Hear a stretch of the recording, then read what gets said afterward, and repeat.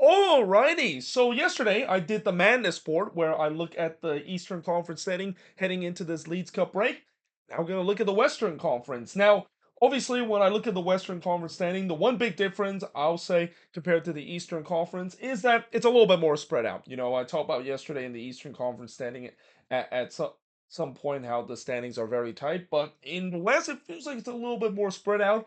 And not to mention, unlike what I talked about in the East, where pretty much everybody is still in the playoff race. You can't really quite say the same thing about the West. It feels like the bottom three team right now in the Western Conference is pretty much done this season when it comes to any playoff aspiration. And also, we have one team that is not only done in terms of their playoff aspiration, but maybe have already nailed on in terms of winning the wooden spoon this year.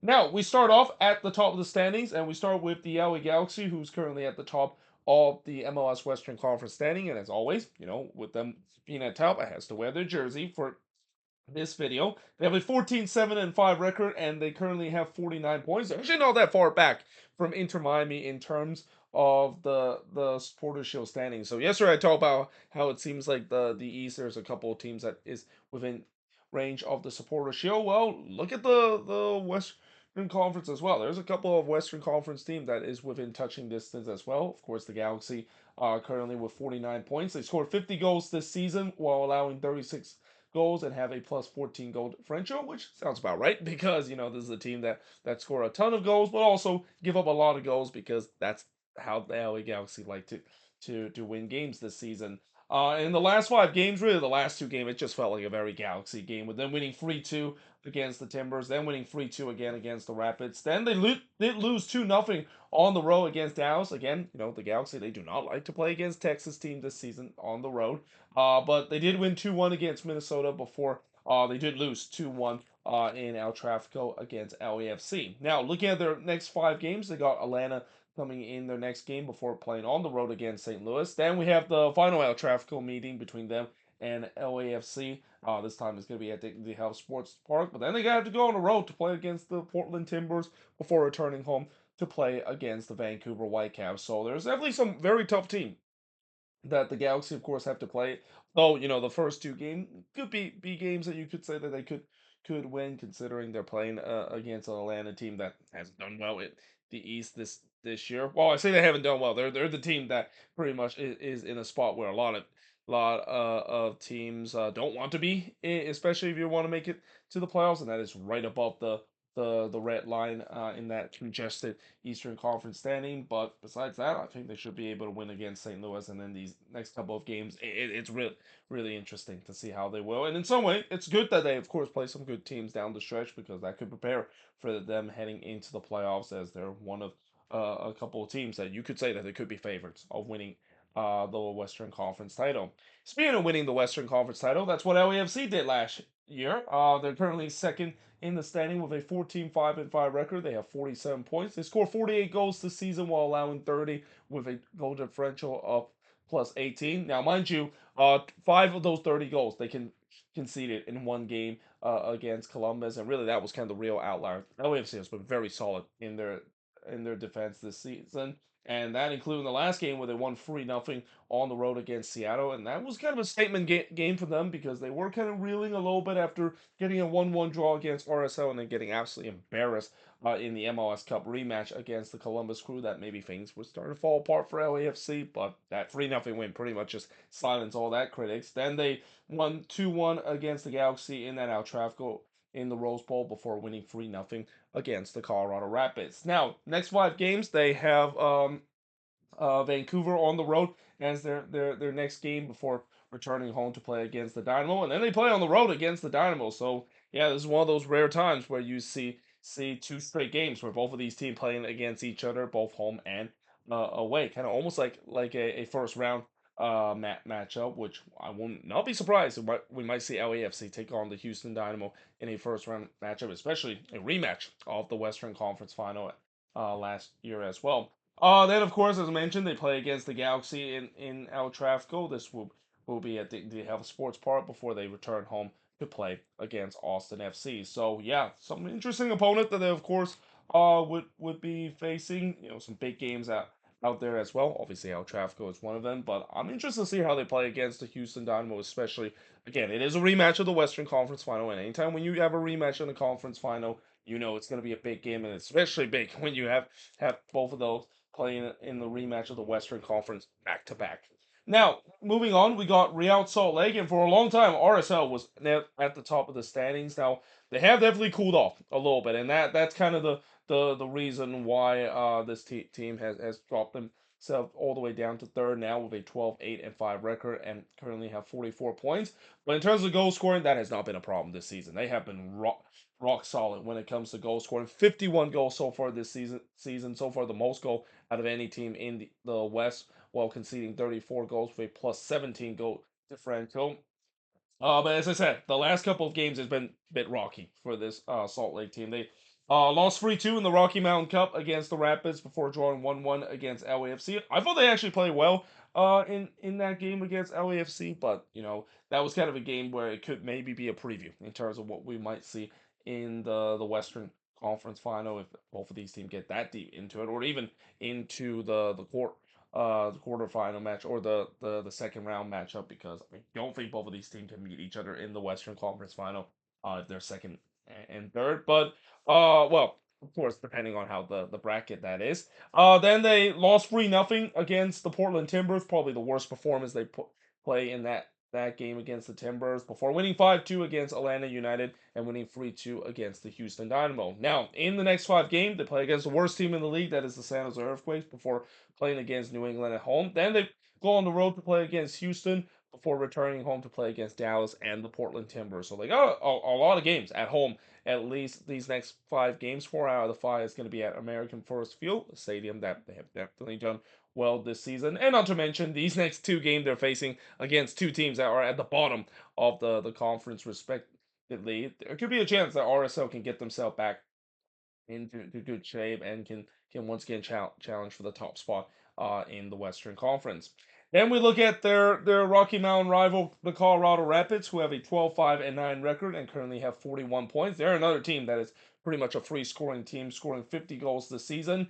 But the problem for the Rapids, obviously, has been keeping the ball out of the net. And I already talked about how Zach Steffen, he's going to be a guy that he's going to have to step it up as we get into playoffs, because he's been letting some of these goals in that probably shouldn't be let in if you want to consider to be a team that should be serious contender, especially a competitive MLS goalkeeper. But they do still have a +7 goal differential because they score so many goals this season, and that kind of shown in at least in the last couple of games where they've been involving a couple of high scoring affairs. They won 3-2 against RSL before losing 3-2 on the road against the Galaxy. Then they drew 1-1 against the Red Bulls before winning 4-1 against St. Louis and then winning 2-1 against Sporting KC. Now, looking at the next 5 games, they're going to be playing against or they're going to be playing against FC Dallas on the road before returning home to play against the Portland Timbers.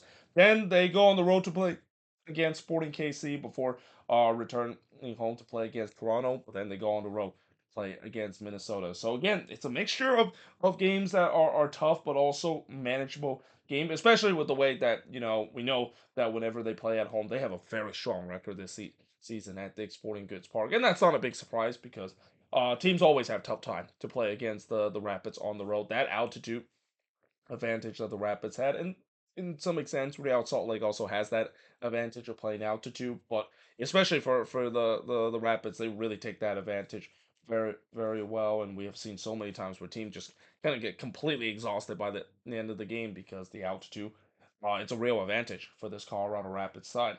Then we look at the Vancouver Whitecaps, who currently have an 11-5-8 record, and they currently have 38 points. Again, it's pretty spread out with the way, as I mentioned, with the points total. There's a 3 points gap here. There's a 3 points gap here. There's a 3 points gap here as well. It does get a little bit tighter as we get into the fifth, all the way down to the eighth position, with only 2 points separate between them.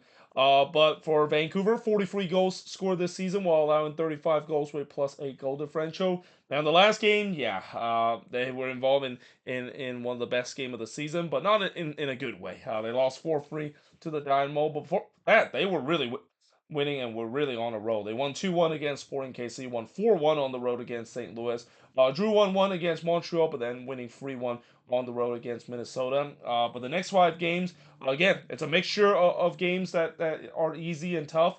The next game they have is at home against LAFC. They always tend to do well against LAFC when they're playing at home, but then they go on the road to play against Austin before playing at home against FC Dallas. Then they, of course, host the worst team in the league, that is the San Jose Earthquakes, before going on the road to play against the Houston Dynamo. I like how all these teams, they're the top of the standings. When you look at the next 5 games, none of the team kind of I look at out of their next 5 games that really say that they're either have an easy stretch or they have a tough stretch.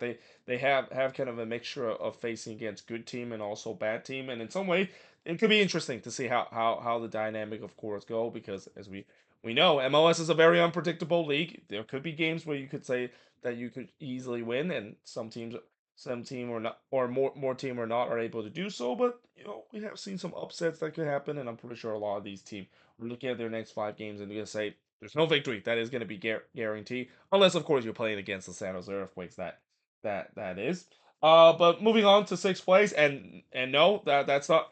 I know no Quakes fans are upset that I said that, but it's kind of a self burn because I'm a Quakes fan as well, and deep down that it is true, the fact that the Quakes has been a team that's been giving 3 points to everybody this season, unless your name is not the Chicago Fire, at least recently. But in sixth position, we got the Houston Dynamo with a 10-7-7 record, and they have 37 points. They've scored 35 goals this season, while conceding 30 goals with a +5 goal differential. Most of their games have been very tightly fair. They're not one of those teams that is involved in a lot of shootout game. And in other words, this feels like a very Ben Olsen kind of team, going back to his DC days, where those DC teams are always very solid in terms of defensively, but on the attack, not so much. Though they were involved in a bit of a shootout, so and this game kind of bumped up the goal scoring and goal out, because if it wasn't for this game, they would have only scored 31 goals coming into this one, while conceding only 17, which would have been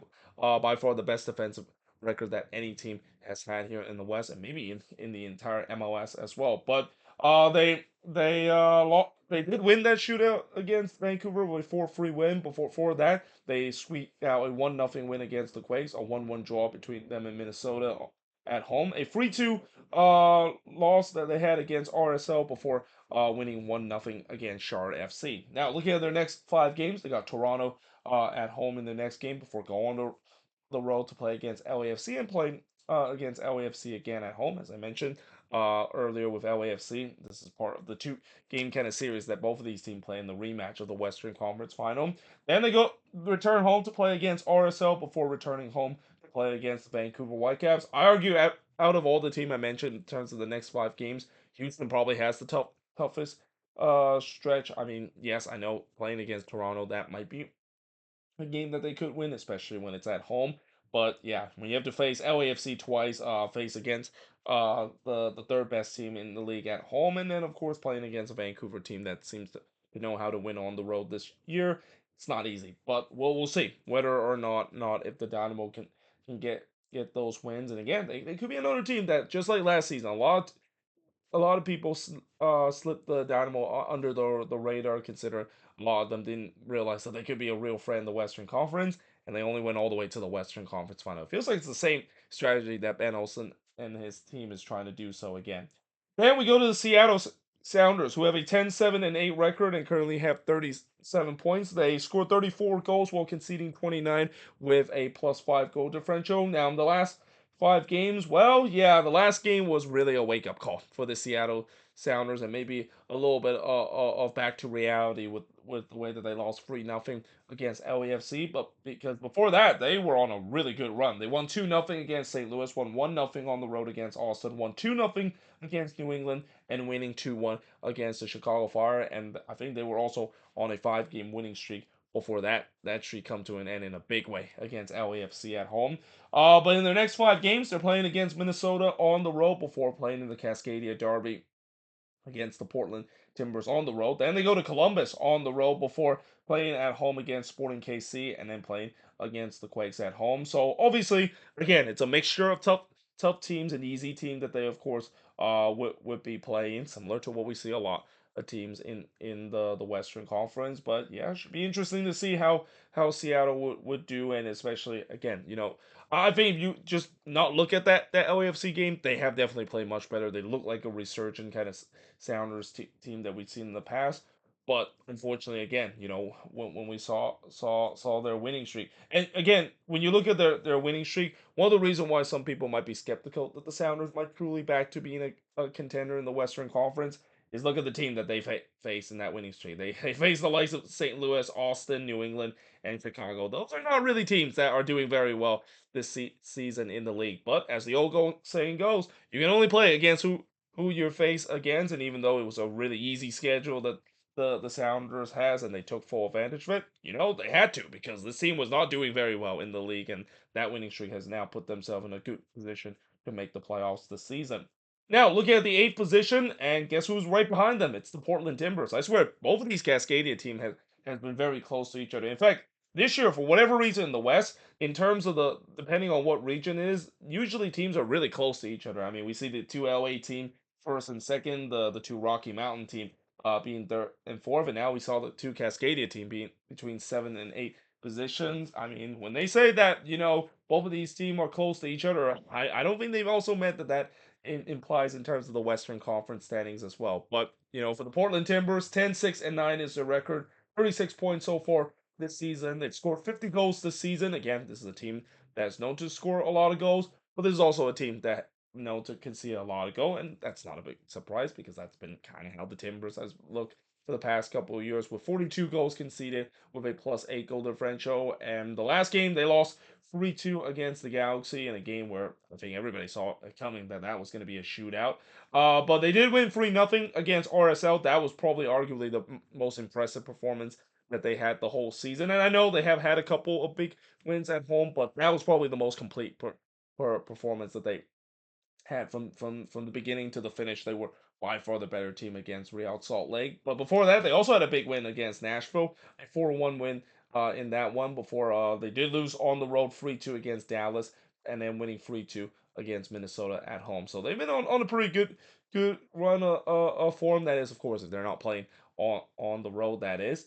But the next 5 games, they return home to play against St. Louis before they got the Cascadia Derby against Seattle. Boy, that Cascadia Derby now it gets even more interesting with the way that we've seen in the past Cascadia Derby. There could be like playoff position that could be up for grabs, and it feels like it's happening again this year with the way that both of these teams meet each other, kind of right around the playoff spot, and they can potentially get a win to really propel themselves um, terms of making the playoffs. But then they go on the road to play against Colorado before playing at home against the Galaxy, and then they have to go on the road to play against RSL. So similar to what I said about the Houston Dynamo, you could argue the Timbers have a really tough schedule coming up. Yes, they do have an easy schedule against St. Louis, but then after that, it just gets really tough for them playing against some really good teams. And even in the game against Seattle, I mean, anytime when it's a Cascadia Derby, it doesn't matter what it is. It could be a bit of a toss up with the way to see who's going to be the one that could be wants it more in that Cascadia Derby. Then we look at Minnesota. So to my biggest surprise, Minnesota is still above the playoff position. For a while, they were below the playoff position because they went on an absolute horrendous run of form, but somehow they're still above the red line with a 9-6-10 record, and they have 33 points. They scored 40 goals so far this season, but they have given up a lot of goals. 41 goals they've conceded, and a lot of that those goals that they've conceded has come during this losing run with and they have a -1 goal differential. The good news is they did finally stop the bleeding in the last game against the Quakes, because of course if you're in a long losing streak, why not play against the San Jose Earthquakes? Well, in Minnesota case, they were actually on a long winless run. They had no wins in 8 before that game. And I even said that was kind of the dumpster fire derby because even in that 2-0 win, Minnesota did not play in that well in that game whatsoever. But that's kind of what the dumpster fire derby is. I knew whoever wins that one is not going to come out with a pretty performance even in a win. But before that, they had a meltdown of a game against DC where they blew a 2-1 lead late to lose 3-2. Then they did stop the bleeding in terms of the losing streak because they won a six-game losing streak prior to the Dynamo game that they had, but they drew 1-1 in that one, and then they lost 2-1 against the Galaxy before losing 3-1 at home against the Vancouver Whitecaps. Looking at the next 5 games, they got Seattle at home before going on the road to play against the worst team in the league, that is the Quakes. Then they play against St. Louis before returning home to play against FC Cincinnati, and then they go on the road to play against Sporting KC. So in theory, it's not really a tough schedule that the Loons have in the next couple of games, but unfortunately, the next game is against a team that they just simply cannot win. That is the Seattle Sounders. The game on the road against the Quakes, I mean, it's the Quakes. If they don't win that one, that's gonna they don't deserve playoffs this season. And then St. Louis again, a team that's not doing very well this season. That should be maybe a win as well. The Cincinnati one is going to be tough at home, and then the Sporting KC one is going to be tough too because Minnesota has never uh ever do well whenever they play against SKC at Children Mercy Park. The only time they won against SKC at Children Mercy Park is actually good timing too because they won that game in 2020 in the playoffs. Now looking at Austin, so Austin has an 8-7-10 record. They currently have 31 points. They scored 28 goals this season. Not a big surprise that Austin has really struggled to score goals. In fact, they're the lowest goal scoring team because again they had these kind of games where they just only register like 4 or 5 shots in a game. But they conceded 37 goals, and again their numbers, all their numbers are based. Even though they're below the red line, they should all the numbers are telling that they should be a bottom feeder team, but this is Austin, and again, they even though I know this is not as crazy as what we saw when they finished second in the standings a couple of years ago, they're still playing way above their heads, and that's kind of the reason why they're still in this race for the playoffs. But the last 5 games, they drew 2-2 against Charlotte before losing 2-1 against FC Dallas. Then they lost 1-0 against Seattle before winning 2-1 against NYCFC and then losing 2-0 against Sporting KC. Now, looking at the next 5 games, they got Nashville on the road next before playing against the Vancouver Whitecaps. Then they got Toronto on the road next before they have to play against LAFC on the road.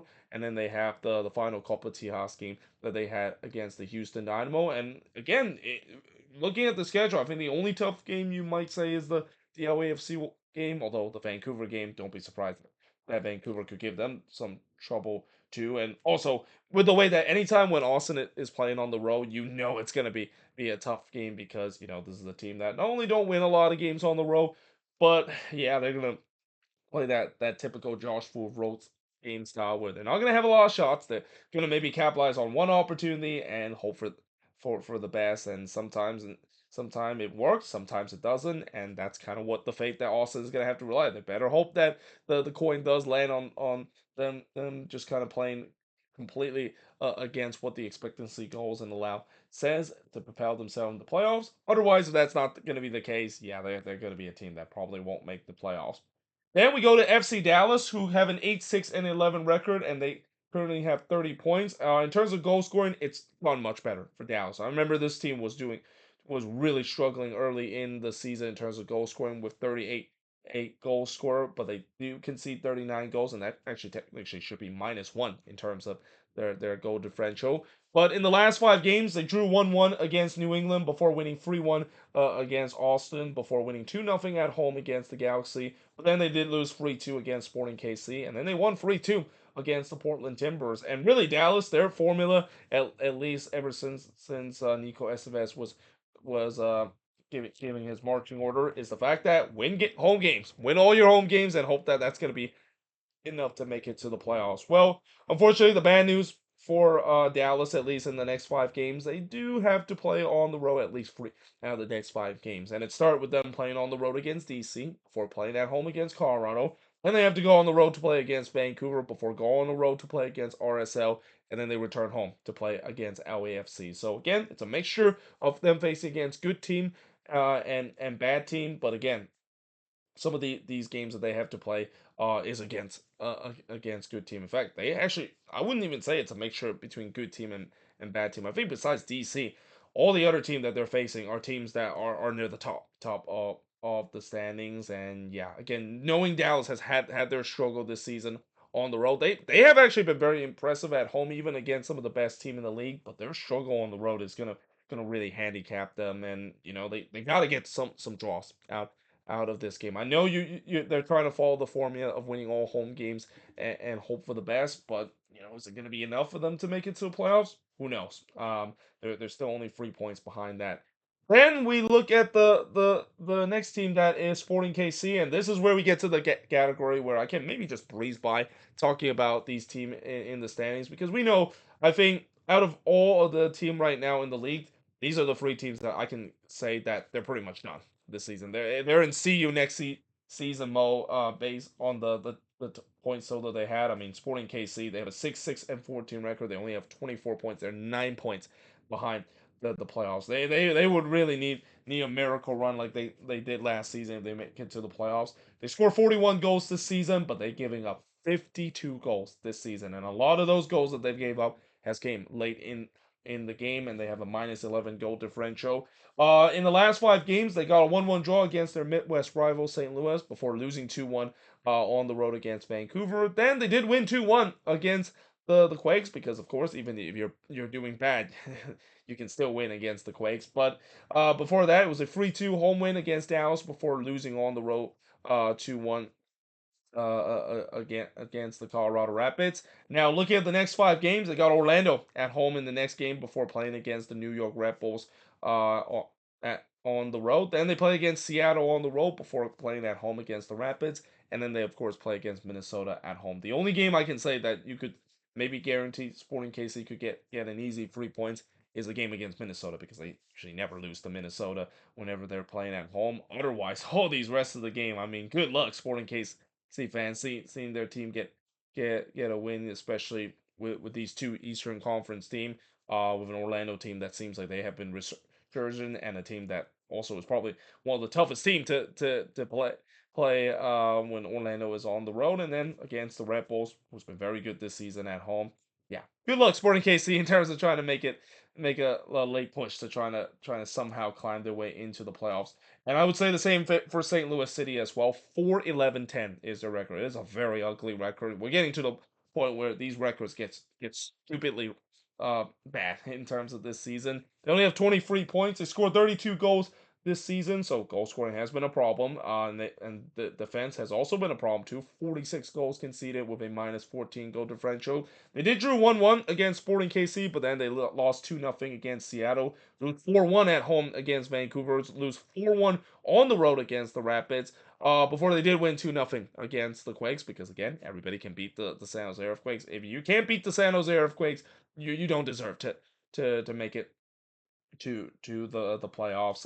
But heading into the next 5 games, they got the Portland Timbers on the road before playing the Galaxy at home. Then they get New England on the road before playing against Minnesota at home, and then they do play against the worst team in the league, that is the San Jose Earthquakes. Again, there are some winnable games out there. Not the first two though. I mean, the first two game is gonna be relatively tough for them to face against uh, a team that has been just been absolutely dominant at home, that is Portland Timbers lately, and then playing against a Galaxy team that is at the top of the Western Conference. But again, we know this team is probably done. Even with the reinforcement that they're gonna make, it's a lost cause. They're already starting to think about next season, and the same goes for the San Jose Earthquakes as well. So yeah, I'm gonna just quickly go over, because you already know my thoughts about the Quakes this season. Not only this season is a lost cause. This season has been a lost cause since the beginning of the year, when they went on a bad run to start the season.